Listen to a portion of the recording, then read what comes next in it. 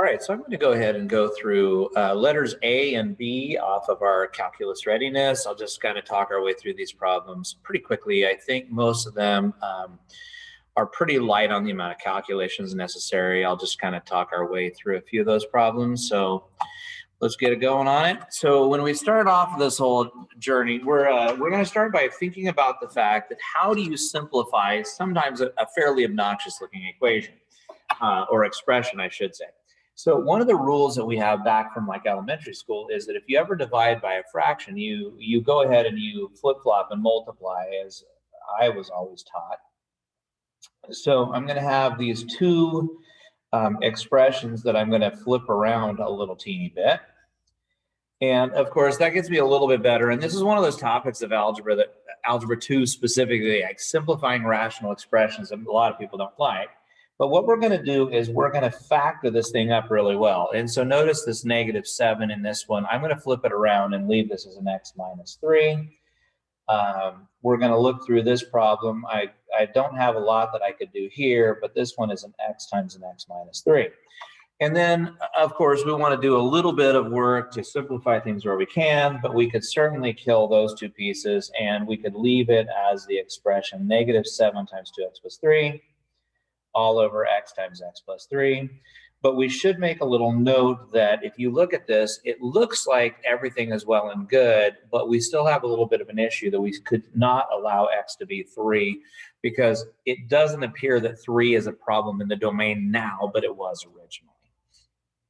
Okay, up here, when you divide things, you subtract exponents. So we're going to look at a little bit of exponent rules. So if I took the 2b up here, so I've got x to the 4b plus 1, but I'm also then going to be subtracting this bottom portion. So you got to be careful. You take the top exponent, you subtract that bottom exponent. So it looks to me like I have x raised to the 5b, because there's a double negative on this one, and 1 take away 2 is -1. So pretty quick idea.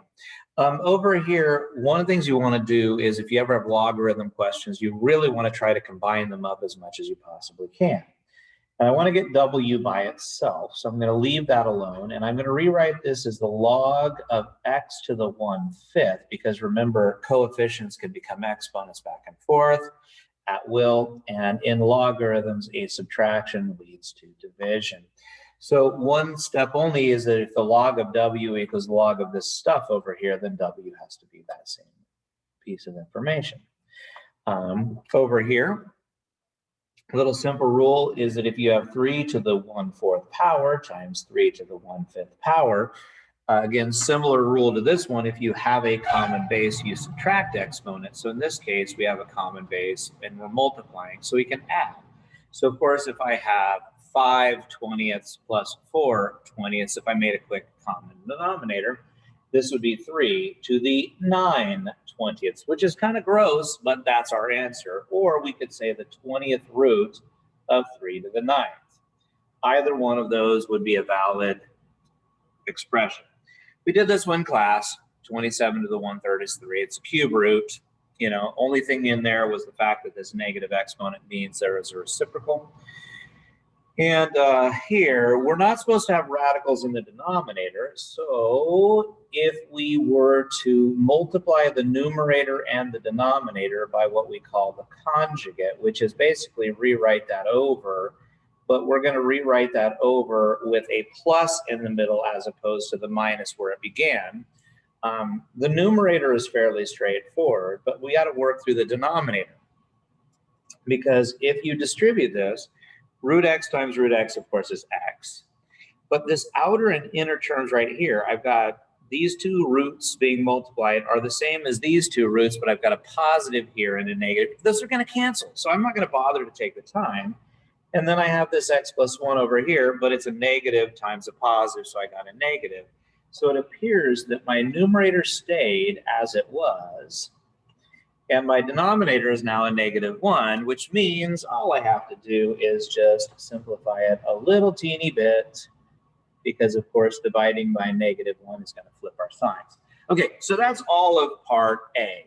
Now part B, this will be a quickie because it just says, hey, do you know how to either graph something or evaluate it? You want to remember that an exponential function has this kind of behavior right here, where if you plug it in 0, you get 1. It has a horizontal asymptote coming through to the left at y equals 0. It goes to positive infinity. That's all there is to it. Now, these are inverses of each other, which means if this goes through 0, 1, this other one goes through 1, 0. Instead of having a horizontal asymptote, this one has a vertical asymptote at x equals 0. So it kind of has this shape. This one goes to infinity very quickly, whereas this one also goes to infinity, but at a much more slow pace because it goes this direction very flat.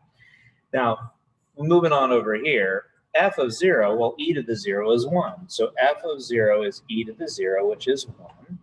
And f of 1 is just e to the first, which is just e, which is that kind of crazy 2.718 pi-like value that is the base of the natural log system, part of continuous growth and decay. And last, if I ask you for the natural log of 0, the natural log of e, the natural log of e squared, and the natural log of e to the 9th, these are pretty easy because the definition of a log is says, hey, given the base that we're talking about, which of course is base e, what's the power on it? Well, this is e to the first. This is e to the 9th. This is e to the 2nd. And this one can't be done. Look, you cannot actually plug in 0 because it was actually a vertical asymptote. This one is undefined. Okay, that's the end of A and B. I'll come back for the other ones. All right. Hopefully that works. See you on the next one. Bye-bye.